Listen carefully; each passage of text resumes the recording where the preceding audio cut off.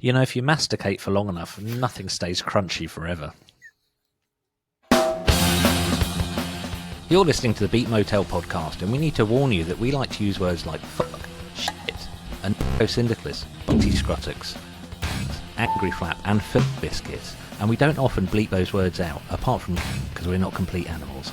But if you understand that and you like music, then listen on. Hey everyone, this is Martin Whiskin, and we are sharing what we had for lunch. I had smoky cheddar and tomato antipasti. You had, what was that you just held up to the camera for the listeners rather than the viewers? It was Professor Peppy. Professor Peppy, is that? You can guess what that's. That's like an off-brand. I have a soda stream. Oh, look, there's on here for the viewers, but tend to just have fizzy water. But my child got really excited when, after having one in the house for years, I pointed out that you could get knockoff brands. Ooh. So, like, they were never quite right, were they? Like the Coke or whatever. Yeah. But I was quite excited when we were in Curry's of all place, and they found a bottle of Dr. Pete.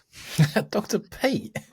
Dr. Pete. They didn't even try. They didn't even make an effort. At least like Lidl and Aldi, you'll get, instead of Nutella, it'll be like Nutella or one extra L. I found out yesterday that Nutella is actually pronounced Nutella. Nutella? Yeah, I didn't know that. I don't think it works with our East of England accents. Not really. Nutella. Really. That's just how we say it in Ipswich anyway. It's about 60% palm oil though, isn't it, Nutella? Something like that. There you go. We're here with all the consumer facts. That's right. The hard-hitting topics, the foodstuffs. And now this will be a shock to everyone, but with Nutella, if you buy the right size jar, when it's finished, you can use it as a drinking glass. Oh, you know that, don't you, for a fact? I mean, with a bit of enthusiasm, you can use any jar as a drinking glass, even those like those massive pickles ones, and you get to drink the sweet pickle juice first as well. What's the weirdest thing you've had a drink out of? There should be some like really lewd answer to that. There should be some like really appalling thing, like I once drank out of it. I'm not even going to say it. I can't bring myself to kind of dip that low. Weirdest thing I had a drink out of. We used to do this thing on stage when I was about 16 we were doing loads of like Christian churchy type gigs then, which were always hilarious because we thought we were cool like Blur. This is when Blur, before they got into the whole Tory making cheese eating, the whole cheese making Tory phase of their career. So we'd play glamorous places like Woodbridge Village Hall. Nice. And we weren't allowed to drink, so we used to hide the beer inside whatever we could find backstage, which was often those massive kettles that you only find in village halls, and those green cups with the rings around them that you only find in village halls. Oh yes. So that's my rock and roll answer. What's yours? I was just trying to think. I mean, they used to do, and this is, I guess, not that strange, but the box of wine that was actually a bag inside a box, and it had the tap on it. Oh, yeah. And so, it was a bag inside a box, wasn't it? But I was just thinking, I used to refill my cans. Well, you used to refill your cans of pop? Just with water for the rest of the day, until my dad said you shouldn't do that, and then I didn't do it again. He didn't give me a reason why. Why would that be a bad idea? I don't know. And why were you doing it? Was it just to look cool around the house? Like, I think because I just like drinking out of a can. Those, I think probably one of my first experiences of alcohol was from those inflatable bags of wine. Yeah. Because, well, probably that or Alta wine, but they water that the fuck down. You're not going to get fucked up on Alta wine. It just doesn't happen. I saw my dad watering it down once. Did you? Yeah. Just for fun. I've got so many stories for another time. But we found out that, when we used to go away, when me and my sister were wee ones, and we used to go away with my parents and their friends, they'd get those boxes of wine. This must have been in the mid to late 80s, and me and my sister figured out that you could open them up and you get like a big silver bag, but it looked like a space age colostomy bag unless you could hold down the little valve and inflate them till they were really, really kind of and then I wondered what happened. The same thing happened when I was blowing up a balloon at Charles and Di's the street party we had for Charles and Diana getting married. But like, when you're a kid, you blow up a balloon and you let it deflate back into your mouth. Oh, yes. and my grandma pointed at me and said, "You're going to die." And I don't know if it was what I was doing with the balloon, or she just really didn't like me. Yeah. It's just stating a fact at some just point. Stating a fact, like somebody doing something dangerous, and instead of intervening, you tell them like a fact about the moon or something. I've set Alexa up at home that when we switch off all the lights at night, it gives us a random space fact. I thought it would bring joy to my wife, but it makes her cross because there's only about 4 or 5 facts, and I'll be like, "Good night, Alexa." And goes, "Did you know when 2 metals of the same type touch in space, they become instantly welded?" Emma's just like, "Make it stop." But it's more popular than the one I had before, which was just play a random fart noise. How is that better? I would have thought the space facts were much better. I'll change it to like nature facts or something. I've been getting 2 squirrels in space touch each other, they'll weld together. I've been getting into Reddit a bit recently. I never really understood what Reddit was until this year, and I thought, oh no, I'm going to have a look. And one of the things that I saw the other day was that there's a subreddit, so I'm still getting used to the terms, a subreddit on there called "Am I Overreacting?" or something like that. I like that. Am I the arsehole's another yes, good one. Yeah, that's a good one as well. And it was about what you were talking about, the fart noises. And this lady was saying, my boyfriend just sends me WhatsApp voice notes of him farting every day. What happens if you press the transcribe button if someone sends you a WhatsApp of their own fart? That's we need to try that. But I don't know. I couldn't work out whether she was overreacting or not, because it sounds like something I'd do. Oh no, you read those. Well, not so much at the "Am I arsehole," but "Am I overreacting?" And it's just like an ideas factory. Like, this looks great. Yeah, it's like public information films. When I was a kid, they were still showing the ones from the late '60s. When I was a kid in the '80s, and a lot of them, I was just like, they either made no sense to me whatsoever, or they just looked like a good time. So there was one in particular where I was young enough I couldn't quite tell what was a public service information film and what was Friday Film Special, just to really fucking date this exactly to kids who grew up the same time we did. So Friday Film Special and public information films had exactly the same aesthetic. So Friday Film Specials would be like, hey, these kids have like made... There was one in Ireland, and the IRA were after them or something, and they attacked the IRA with remote control plane. I could be misremembering this. And if this becomes a clip that's used on the socials, then I am going to get in a lot more trouble than I normally do. Had to delete a clip recently. Did you? Yeah. I was talking about insufferable bellends painting St. George's crosses on giveaway lines. And hopefully this bit won't be made a clip like the last one was, because, yeah, that unleashed some fuckwits. So, yeah, Friday Film Special, I don't know if one episode had finished. And I think that film was actually called It's Not the End of the World, Man, or something like that. And then the next thing I saw, I might have wandered off to I don't know, get myself a bourbon biscuit or something, and missed the transition between the end of the film with all the pigeons taking off, everyone remembers that, and the public information film. But there were these kids, and they had really long fishing rods. Go on, this goes one of 2 ways. I'm going to give you the opportunity to see if you can guess which way I was going to go with it. Well, the one I was thinking of was fishing rods, and they just walk in between some electricity pylons. And then... Jimmy! Oh, that's it. Yeah. I think it's the same one. And in my head, there might have been a slight variant or part of the same one where there was like the transformer where you got the 2 telegraph poles or power poles, and there was like the huge... And there was... I thought the game was you get a long stick and go out and hit power lines. And I thought... because obviously they're not going to show like how grotesque it actually is. Like round the corner from me, someone tried to nick the copper from a substation. Wow. And you don't, there's not much left. I mean, without going into too much gruesome detail.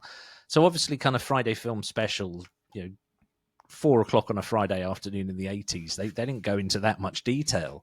So they showed you all the fun bit. Kites. Kites was the other one. I was just thinking, I thought there was one with frisbees as well. And I always used to wonder why they were throwing it up at that angle to start with. What does frisbee like electrocute you? Like just like melt or something. Yeah. But I'm starting to wonder who actually funded all these public information films, because so many of them are around power. What else was there? Oh my God, do you remember the Guy Fawkes night one? Yeah, wasn't there something about holding a sparkler without gloves or something and burning your hands? Completely misunderstood this. And because it was like someone drops a sparkler and some kid goes to pick the sparkler up, and then again it's like, Jimmy! And the next thing you see, because obviously they're not going to show you like the actual burning, you just see this massive bandage. But the way they've done it is, they, instead of putting one bandage around the whole hand, they put separate bandages on each finger. So really I thought it was like, fingers. Right, message understood, pick up a sparkler, get a comedy glove. Yeah. I just remember that. The reason that I was so confused with the power line ones is when the thing hit the power line, in addition to the Jimmy, it played this really cool synth like delayed, like. And I was like, yeah, I remember that's that. a nice sounding sound. I mean, fortunately, the only fishing rod I ever had was only about 2 meters long, so it wouldn't have reached, and it came from a dead person, because. You tell how much coffee I've had today. A lot of the stuff in my parents' house growing up came from dead people. Okay. My mum worked at a dead stock auction, a place called Campsie Ash, which bizarrely my sister now works at. So it's all house clearances and stuff. And so a lot of the shit that no one actually wanted to buy, my mum would end up buying for like almost nothing. Like the time she bought 200 harmonicas, and that was that was the gift like everybody got. If you could so much as recognize one of my family in a police lineup, not that ever happened, just be holding a harmonica. Like if you're even vaguely known to the family, and I only grew up in a fairly small village, you were getting a fucking harmonica whether you wanted it or not. And then there must have been some kids that end up with 2 harmonicas, and you could play one on your lips and one on your nose. Did you ever do that thing where someone was asleep and you put a harmonica across? I've not seen it on sleeping people. I've seen people like zip tie them to the air intake filter of people's cars and stuff. Incidentally, that's the reason I first learned what condoms were. Anyway, I'm leaping away too far on too many stories here. So Mum brought me back a fishing rod that was made of bamboo or something. So we went fishing with friends who were into fishing. I was like, all right, fuck it, I've been given a fishing rod.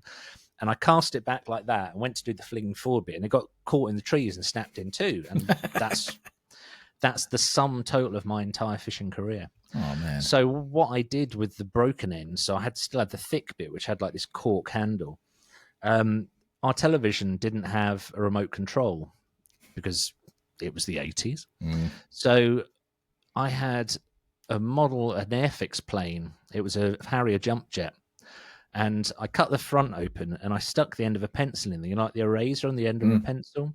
And then I fixed, this was before zip ties, I fixed the plane to the end of the rod. So that was our remote control. And that was like, if you want to change the power, you just point this fishing, but you could like fly it in. Like, that's amazing. We did have a remote control with I think it was on the first, maybe it was the telly. So just had like a couple of buttons on it, but it had a cable from the remote to plug into the telly. So I had to get up to plug it in to start with anyway, and then walk back with it. Oh God, I'd forgotten all about this. God, this is when we decided the topic for this episode, it was always going to be a reminiscing thing. So if you weren't born between, I'm going to charitably say 1974 and 1982, I'm surprised you made it this far, frankly, because this is just going to sound like here's two old fuckers talking about weird nostalgic shit. Yeah. And we've got plenty more of that coming. Oh, yeah. So I'm going to start with this, just for... We don't do duvets! Which was actually left on the soundboard from a previous episode, but can you pinpoint that? We don't do duvets! Yeah, is that Trevor and Simon? Hey! Well done. See, the episode I used it for was with Dr. Sam, who didn't grow up in the UK as an expat kid, and he had no idea what I was talking about. I was like, going live. Johnny Ball. Not that Johnny Ball was on it, but Keith Chegrin's bollocks. All that stuff.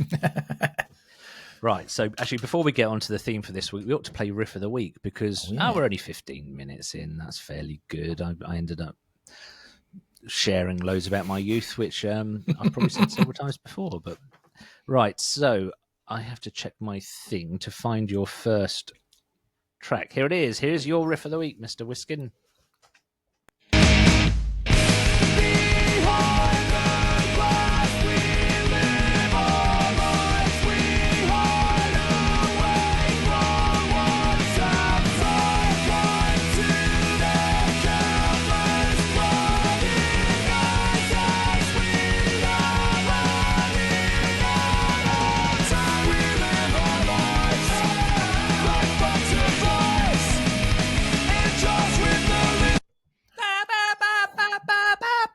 It's quite I don't think I'd have a sore throat after that.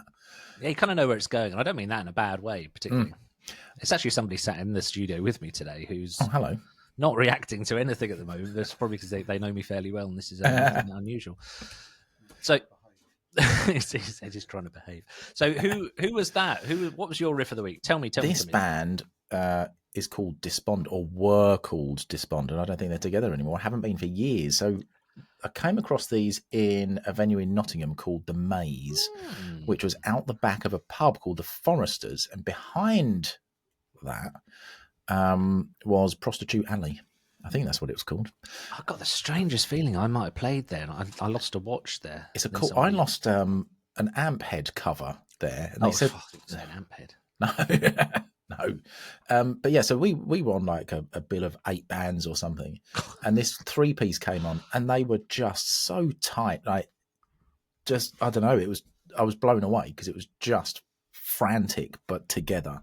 And like that clip that you played there, specifically, they did things a bit more interesting. So there's a really fast bit, but the vocal was really long and drawn out over it, like really slow. Yeah, that keeps it interesting. Also, I said you know where it's going with the vocal. The bit before that wasn't leading that way at all. Yeah, and really close harmonies and things as well. And to make like close harmonies sound good, well, I know they put a lot of sort of financial. Well, money. I don't know why I started. Financial money, eh? Financial money, like notes and things, into this, and then just didn't last very long afterwards, which is a real shame because I was so. It's one of the best EPs I've ever heard. There was loads of bands around this time. I mentioned on here before a band called the Killerist Expression, who ended up getting in touch with me because I don't know if like they was keeping an eye on YouTube and seeing their band, but I ended up having this really long conversation. And there was another band called. I think they're called Consumed, who ended up on Fat Wreck. But my little, I'm trying to be a bit more of a podcast producer here. So that came out 1st of January 2008. And they were from Leicester. That's right, yeah. Leicester. Yeah. But they recorded it in Arizona. Yeah, and it was mastered in Italy, I think. Fancy. Yeah. But all that means is they probably just uploaded some WAV files and someone downloaded them and worked on them.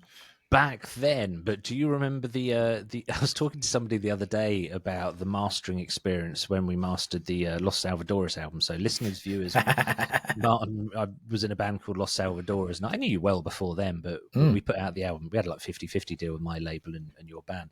And we got it mastered at a place in Ipswich. I'm just hesitating as whether to name it. I don't think I am going to name it. No, because it's just too close. It's too close to. It was actually quite close to where I'm sitting right now. But that was an interesting experience. The guy who owns it, who is genuinely aristocracy, is he? He really is. Fairfax, fuck it. Anyone who's listening to this who's in Ipswich knows exactly who I'm talking about. But he. Really, really good at what he does. Really just knows what he's doing, but likes to share information about things that you may not have requested information for. Yeah. There was a moment, I'm going to keep this so tame, but there was a moment after the mastering when he put you in the vocal booth. Yes. I can't even remember what he was showing you, like a microphone or something. And he went out the room and you turned around to me and just mouthed, "What's happening?" It was something. I think it was something to do with running something. It was a really old microphone, I think, and it was something to do running it through a tube amp or something to make the warm sound. And I was probably just standing there thinking, I can't hear the difference. Right. So my ref of the week is. Sorry, they're not on the soundboard in order, so I've got to look it up. Oh, it's this one.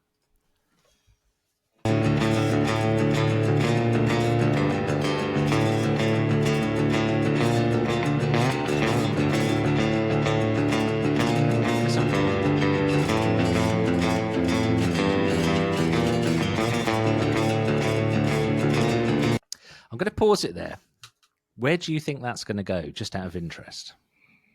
Well, knowing some of your previous selections, I expect it to go halftime, ultra heavy, throat.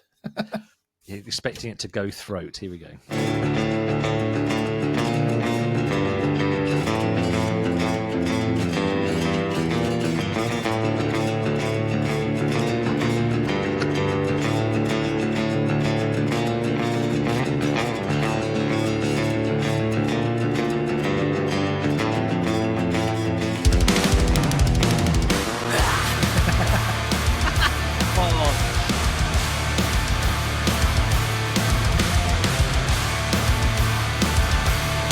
I'm particularly impressed that you predicted the halftime kind of.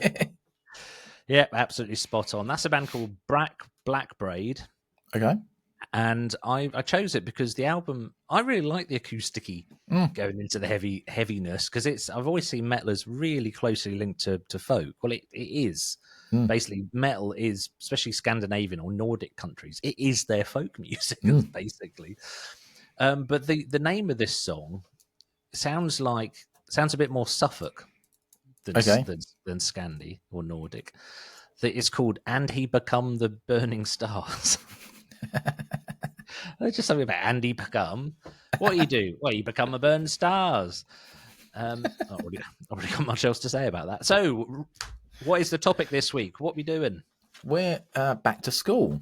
Hey! We're going back to school today because term started some time ago, but due to the fluid nature of our lives, we didn't record this in time. We didn't. So let's kick this off with.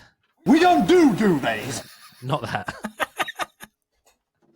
Right. So your first track, which is this one.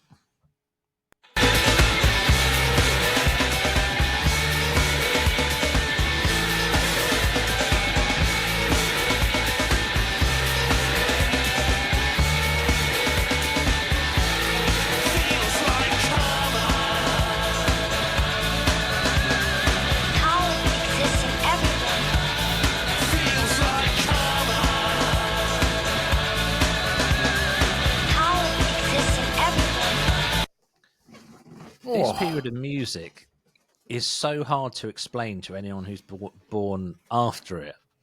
Yes. Because for our age, it's such a big thing, although it wasn't a big thing at the time. Oh my God, I'm not explaining. It's before indie became actually massive. So you could be a big band and be touring universities, but no one would have heard of you. And I think this band definitely falls into that. So who was it? Pop will eat itself. PWEI. PWEI. Yeah, PWEI. And this the Poppies, people used to call Poppies, them. yeah. And they used to do, and this is funny about the time and the mishmatch of genres, I think. So Pop will eat itself, the Poppies would do gigs with the Wonder Stuff, the Stuffies. And they all had the same hair. Yeah, they did. But they're completely different types of bands. But it was just the sort of vibe that they created was just fun and sort of, I don't know, welcoming, I think maybe is another word. But yeah, this is Karmadrome. And I picked this one because of when you're at school and you have Saturday jobs. And I had a Saturday job in a record shop. Well, come on! It was more than a record shop. A fucking paper round renting stuff at countryside. I was in a record shop. Well, I say records. It was after vinyl, but it was cassettes and CDs and VHS. Hell, that's such a specifically odd mix of formats. And what we used to do was, because they would have the charts and back catalogue stuff and whatnot. But for specific stuff, customers would have to order it in. So we used to make up names and order in cool stuff that the shop didn't have, and Pop Polite itself was one of them. So we ordered it in, and we'd bang it on every Saturday when we wanted to listen to it, and then it'd just go back on the shelf for no one to buy. Yes, they did. I've done my producer thing again. The Karmadrome got to like number 17 in the singles chart, which these days doesn't sound like much. When the top 15 are all Ed Sheeran songs, but that was big. That's a hit. That's a significant number of units shifted. Top 40. And that would have got them at least 5 seconds on the indie chart segment of the chart show.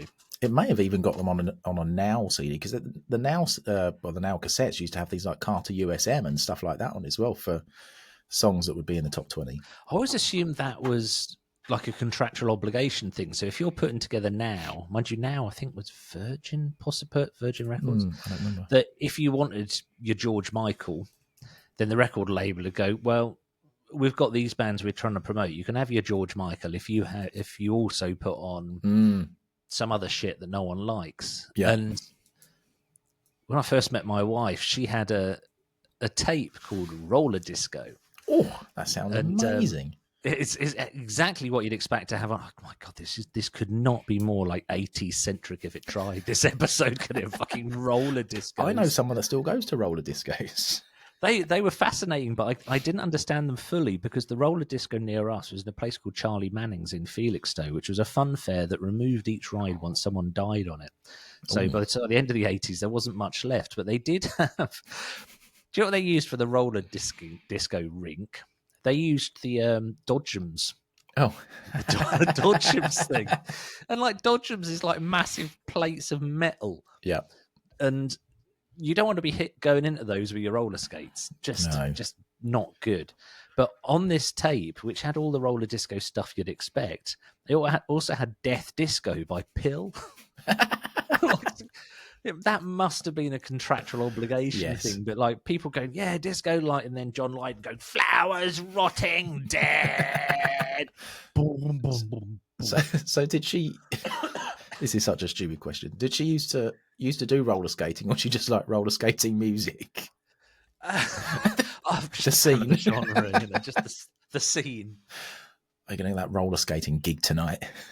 It was such a big thing. There was a place called, I know from speaking to Emma's parents, that they had the same experience a lot of parents had at the time, where your child wants their birthday treat, we used to call it, birthday do at the roller rink.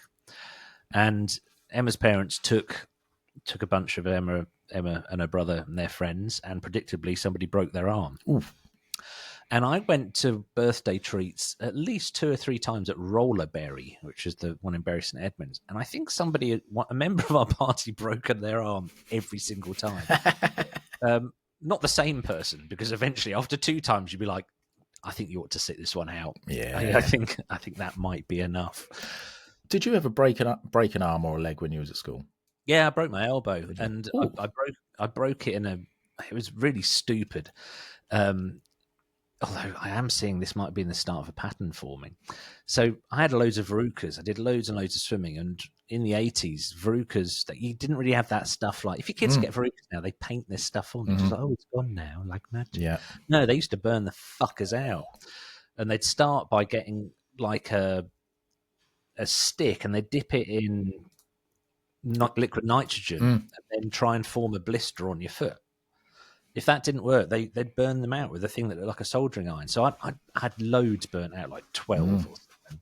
So I went swimming, and I thought, I am not going to get more Veruccas. I knew I'd got them from the floor of the swimming pool, the changing rooms. So I went to the cubicle, and I stood on the bench instead to get changed. And then I was mucking about, and I didn't want to get Veruccas. So I can't remember if I tried to climb over the partition or something, but I slipped. And they have those big plastic safety catches on the doors. Well, the cubicle I was in, that was missing, and they just replaced it with a metal bolt like you'd have on your shed. And that's how I broke my elbow. Oof. Although my mum didn't believe me, and I didn't go to the hospital for about 10 days. My arm was locked like that. Literally couldn't move it. And I was playing football, possibly for the last time, and fell over, and suddenly, it wasn't locked anymore. But holy shit, I thought I was going to throw up. It hurt so much. So I went to my mum. I was like, I think I need to go to the doctor. And she's like, fine, you can go to the doctor's. So she let me cycle to the doctor's. They totally I listened to Parenting Hell with Rob Beckett and Josh Widdicombe, and they call this boomer parenting, like classic boomer parenting. I think my arm's broken. Fine, take yourself off to the doctors. Yeah. Got to the doctors, and the doctor rang my mum at home, and I can remember him go, "You stupid bloody woman, take this poor child to hospital." Wow. And I'd broken my elbow, but it was at the start of Easter half term. Easter holiday, so 2 weeks over Easter. So I had my right arm in plaster. About the same time, we went on a family holiday to Minehead, to Butlins, where they've got these amazing flumes. This is before those nice kind of fiberglass ones. It was actually a big chunk of plaster. And not only did I break my elbow, I managed to break the cast as well. And the little village hospital in Minehead didn't have an X-ray machine, so they just put more plaster on it. Nice. This thing was what if I had a sudden gust had blown me into a pond or something? I would have just sunk. Right, so there was a long answer to your question, and I'm going to look at the inattentive time monitor. We're halfway through. We're halfway through, so I need to get on and play my first track for the theme of Back to School. Where is it? Oh, here it is. Laugh in the middle of my speech. Got a hall, got a rent, teacher, got a tech. You got a fuck like a mule. Fuck school, fuck my school. School, fuck my school. School, fuck my school. Fuck my school. Fuck my school. What's the matter, buddy?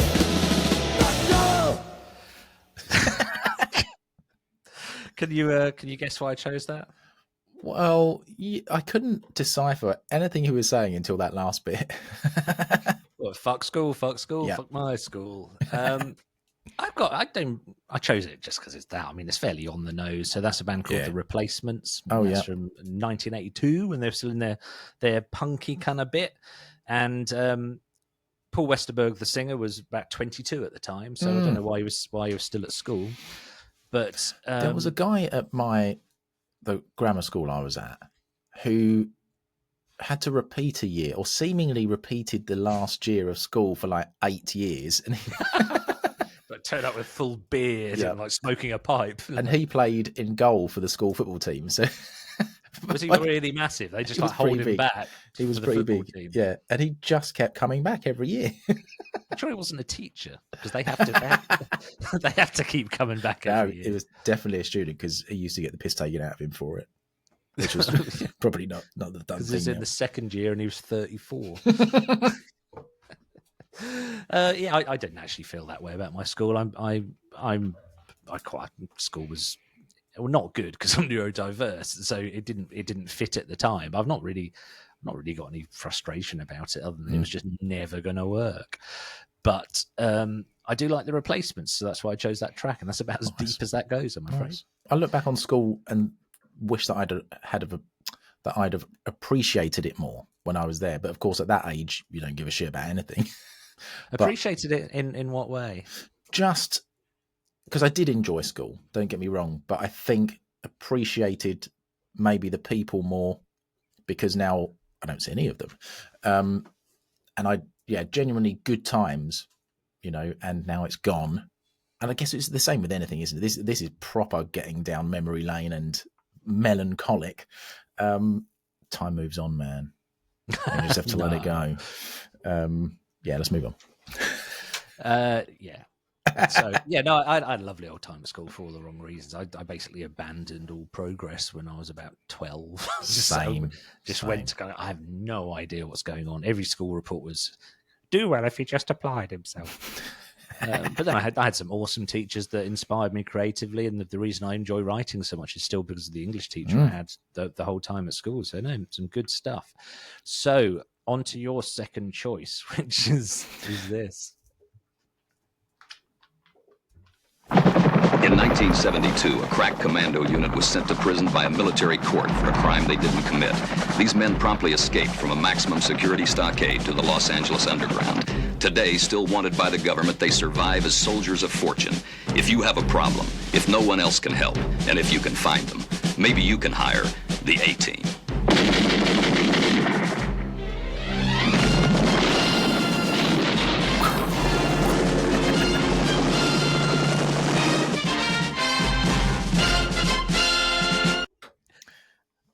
It's horrible slamming that shut. I don't know, goosebumps when I hear that. Genuinely. It's Proustian, I think, is the Proustian rush of hearing the theme to the A-Tune. It's just, I heard it. It's still used all the time. I was listening to Parenting Hell on the walk to work, and they used it for a bit on that. It's so ubiquitous. So, what's the connection to school? Well, just of the time, like we would play it in the playground, and we used to do the thing. I don't know if this was something that went through different schools, but we used to arm around each other's shoulders, and we must have been 6 or 7 at the time. Who wants to play the A-Team? And then people would join the line and walk round, and then we'd play the A-Team. Play the A-Team. How do you play? Well, you'd all be a different character. I was obviously Howling Mad Murdoch. And yeah, you just pick a character and then you just make up a story. I guess like you would do Cops and Robbers or whatever you would play in the playground, and we would do the A-Team, and then you'd have Decker. Someone would be Colonel Decker, the bad guys. Wow. And then we'd just shoot the hell out of each other with twigs and things. God, bloody hell, yeah. We used to play bumper cars, which always seemed like a bad idea. We just fold your arms like that and just run at each other like idiots. Yeah. Oh, yes. Especially when that one kid brought in an actual bumper car. Well, he had to get it off the roller skating. Really. Callback. Nice. But yeah, A-Team, that's a real, yeah, going into school and everyone had watched the same program. Fucking hell, this is getting just very like that. So I'm going to play my next track, which I shouldn't laugh before.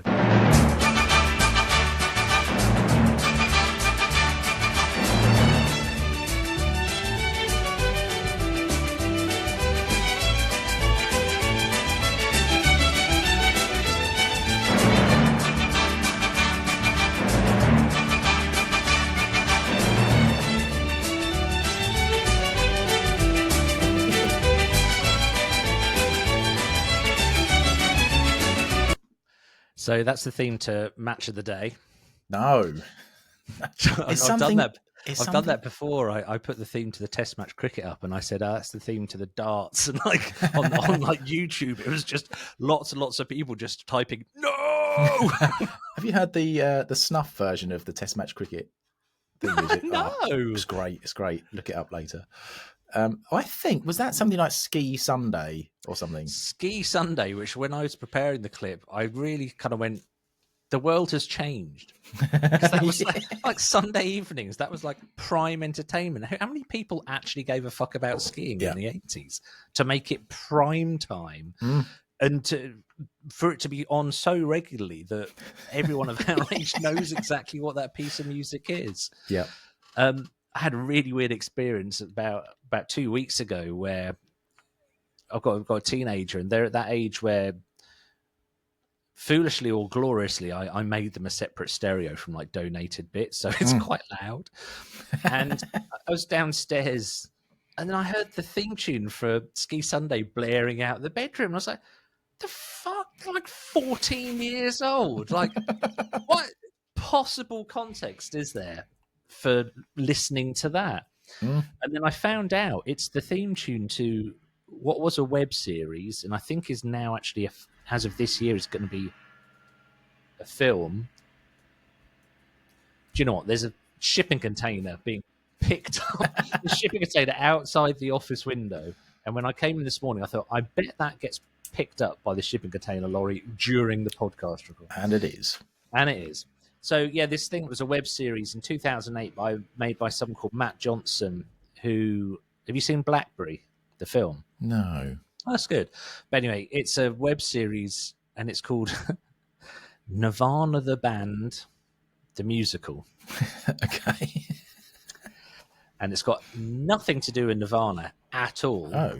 And as of this year, they've just released Nirvana the Band, the Musical, the movie. But they use this as the theme tune. And the theme tune is made in 2008 originally, and it's shot a bit like a mockumentary. So a bit like Always Sunny in Philadelphia, or like really low quality. And it's really funny. It's just two guys in a band trying to get a gig. But the beginning is the Ski Sunday theme with them like jogging on the spot in front of the camera. But it's Canadian. It's filmed in Toronto. So how can it possibly mean anything to them either? I assume it is just a famous piece of music. There was a lot of like that sort of just like chirpy classical stuff of theme tunes, wasn't there, back in the day? Chirpy classical shit, yes. But I mean that was an easy choice after you chose the A Team, because that was one of the things I saw your request come through, and I was like, shit, I'm not going to top that. So. Oh well. So here's your third choice.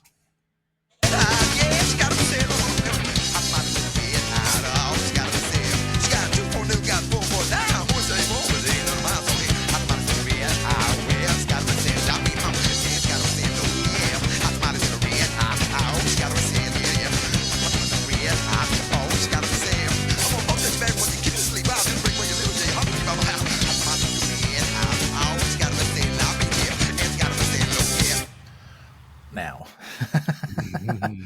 this explain yourself, young man. This we don't ban any choices from this.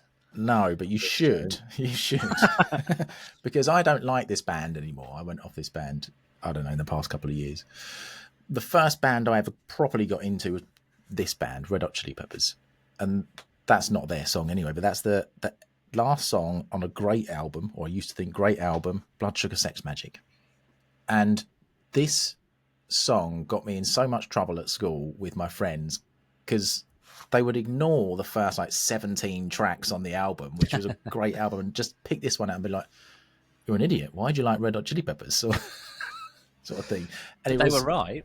Yep. Fair play to them. I look back now, 40 years later, I realise. But it kind of leads into the next track as well, but it's piss-taking among friends at school. That is meant in a light-hearted way, but at the time I used to get really upset about. God dear. Well, bands are so important. But in my school, no one liked bands. I remember having like names of bands on my school folder, and I didn't have them in my bag because my mum would have given me a thick ear. But on my we had like these massive lever arch files that would have everything for all your lessons in, and then Nirvana came along and suddenly, now everyone likes music. And because I was a teenager, it really pissed me off that like other people liked music. Like it was some kind of obscure thing that, oh my God, I'm so elite because I like music. Yeah. But yeah, no, I like that. Good reason for the choice. And why have I got this? Sorry, I've got a clip on here and I can't remember why I put it in here, and I'm going to have to play a second of it to see if I can remind myself. I've remembered. Okay, cool. Right, so going to go back to your first choice, and I sang about it's been parodied quite a few times, the A-Team, and then I remembered this. Tip, why don't you? In 1983, a team of crack draw enthusiasts created a master plan, a design for a way of living so revolutionary, so groundbreaking that its very concept posed a threat to the fabric of society. A threat even greater than that of having a stiffy while standing in the middle of a Glyn Williams coach full of nuns. The implications of this radical movement's political manifesto. Now, I'm going to have a guess, and I might be completely wrong. Is it Goldie Looking Chain? No, it's one of the other 400 Welsh Valleys rappers. No, yes, it's Goldie Looking Chain. Just because I couldn't. There was only one song that I knew they did, and I've never heard that before. But obviously, I heard the accent and then thought, Yeah, so that's the first track off their first album. They're one of those bands, they've released like, I don't know how many albums. And they periodically come back with some real class. There's a great track they've got at the moment called In the Middle of Little. It's like, is the middle of Lidl the same as the middle of Aldi? Oh, yeah, but it just doesn't rhyme as well. It's not as alliterative. But that was just an example of, clearly, that's not the A-Team, and they've chosen not to get sample clearance for the theme tune. But you, if you're our age and you hear that, that is the A-Team theme. Yeah. But yeah, the Middle of Little is worth looking up. I'm going to the middle of Little. What you going to buy? I don't know. It's worth a look. Anyway, I was supposed to have played that ages ago. So here's my third choice.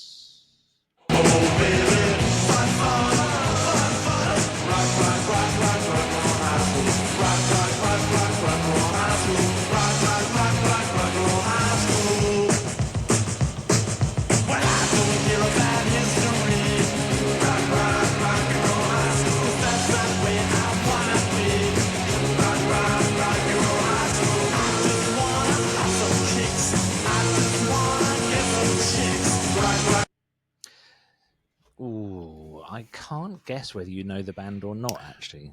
I don't. It sounds fairly old school. Now that you said you don't, I'm really surprised with you. I'm a little bit disappointed. Just to keep this on school teacher there, I'm not angry, I'm disappointed. Well, I probably know the name, but I can't pick it out. Band called the Ramones? Oh, yeah, I was going to say that, actually. No, I've heard of them, but I don't know any of their music. I chose this because, bizarrely, it's from a film, and I'd known about the Ramones for I'm not a massive fan. I like whenever they come on, I'm like, yeah, it's Ramones, cool, but I wouldn't like actively seek out the Ramones or sit down with a glass of cider and a pipe and listen to a whole album. And go, yes, very interesting. Just in a chair in front of two speakers. Yes, just I imagine that's how people listened to prog in the 70s.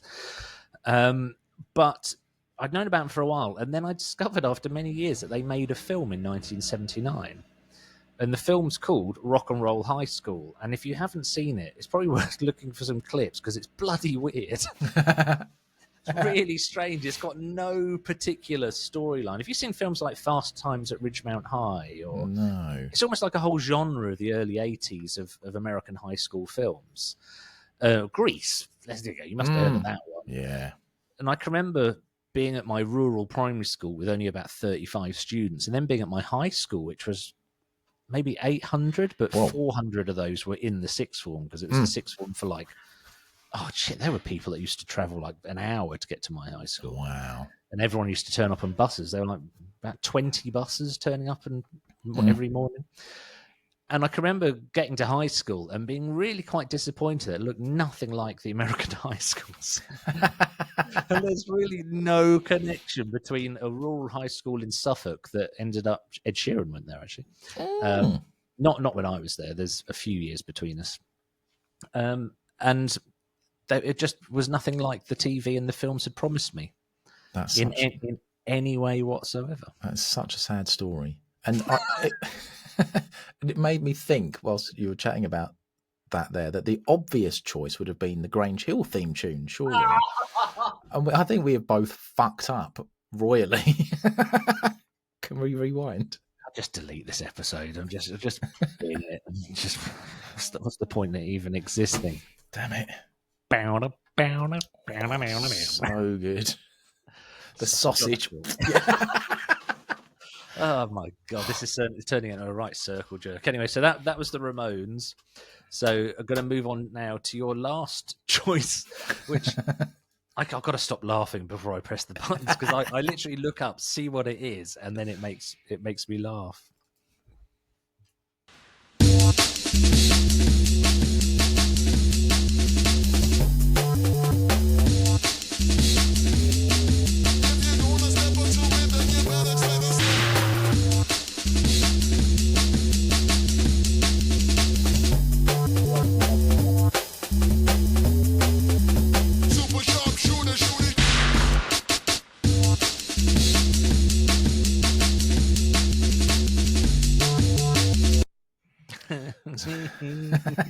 I would have hated this when I was a teenager, but I actually really like it. Quite like it now. The bass.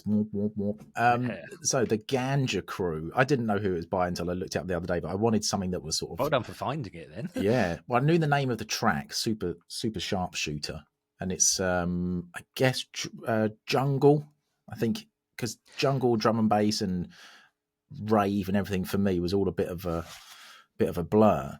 But this sort of follows on from what I was saying, people taking the piss out of you, or friends taking piss out of the music that you was into. But this was the other scene. So I was just a complete grunger. Nothing else mattered at school other than alternative music. Nothing else matters. Oh, I don't know who that is. No, nor do I.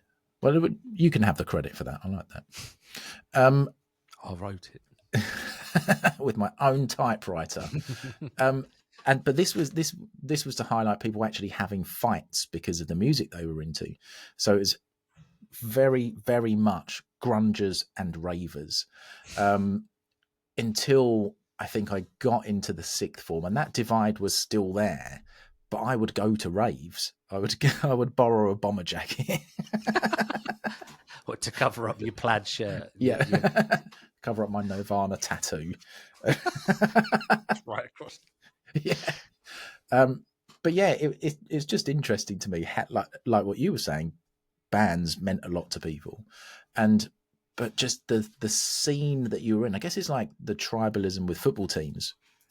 You're either, certainly for a long time, you're either that or you're that. And there was nothing, there was no in between. Fast forward 30 years and I listened to a bit of everything. I've said for a long time, music's just not tribal anymore. It just isn't. Just flat up isn't. We didn't have fights at my school for music tastes, but there was a bunch of kids who we called the Tractor Trio because there was 4 of them. And they would get into fights. I mean, like when kids are just sort of scrapping and teachers like, stop that. Or there's fights where teachers like, this is serious. They're trying to kill each other. And one of the fights, more than one, was in an argument during class about who made the best tractors. This is honestly, this is so true. They're always at the back. And I remember being in I think it was a history lesson or so. Fucking case shit, get your fucking case shit. Like something like John Deere, and they like laughed at them. And then one of the kids stood up and pinned the other two, like pushed their desk against the back wall. Trying to reach over, trying to punch them with the teacher. Wow. And this used to happen quite often. It was like at least sort of once every couple of months, there'd be a massive punch up over who made the best tractors. That is so random.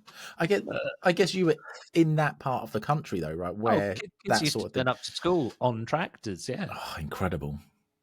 We only have to be 13, I think, to drive a tractor on the road. Really? Like some of these tractors are fucking huge. Oh, No, they didn't drive to school in them and park them in the staff car park or anything.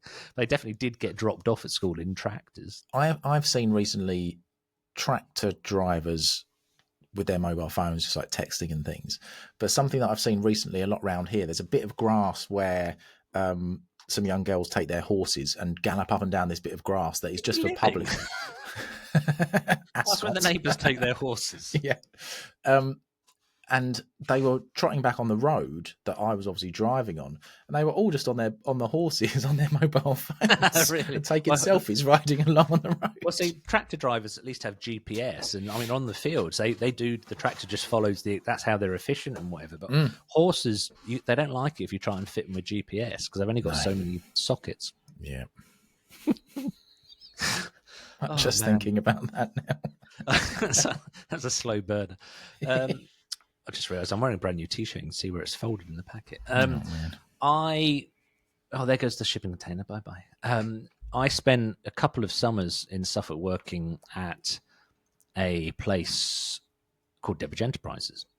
And obviously during harvest time, living in an agricultural place, I never really thought about what happens to all the grain when it's harvested. It's just, there's so much in Suffolk, obviously. And it doesn't just go to Hovis to make bread. There are intermediary steps between. So I used to work at this place called Debbage Enterprises, where as the farmers harvested the fields, they dumped the grain into grain trucks, bloody great big things. and then they'd all go off to this place, Stebbage Enterprises, which was mostly old aircraft hangars from the Second World War, of which there's loads around here. And that's where the grain would get stored. So it'd get tested, and then it would go off to the appropriate store based on how damp it was. I'm not going to give you all the criteria. But my job was to, as the lorries came onto the site, they'd go up to this gantry, and I'd jump onto the lorry with this thing like a vacuum cleaner and take samples from it.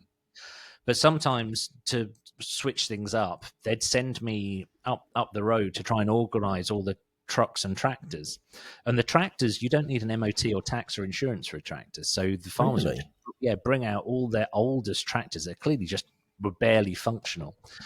And due to the nature of the rural place I went to school, I was a smoker at the time, and used to roll myself a cigarette and then just wander up and down the line talking to the tractor drivers and the truck drivers, which was a cool job to get, because a lot of the truck drivers also were going abroad quite a lot. So they'd bribe you with packs of tobacco and beer and stuff. It was quite a cushy.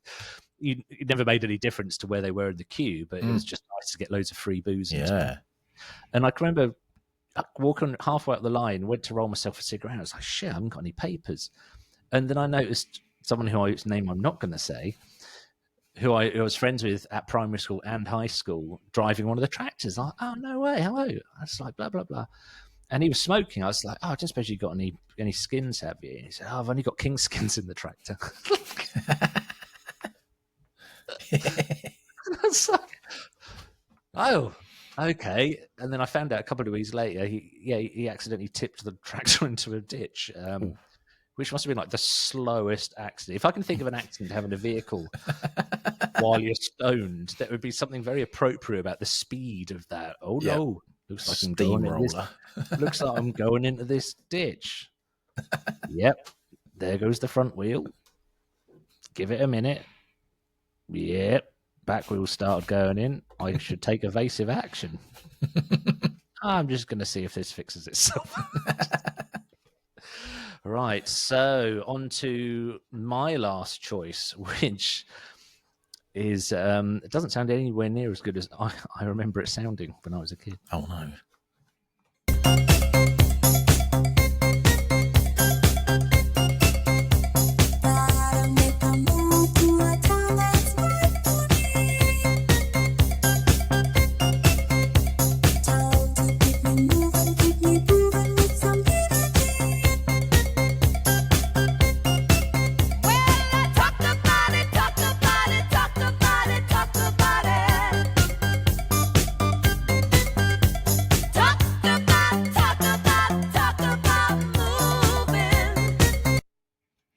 This is maybe the only song that I've ever heard of and thought less cowbell.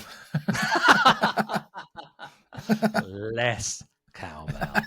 Can you name who it's by though? Because it's easy to name it's easy. Go on, name the track. It's easy to name. I can't. Like that's such a famous riff. I'll just call it a riff. But I don't know the artist or the track. The track's Funkytown. Oh, okay.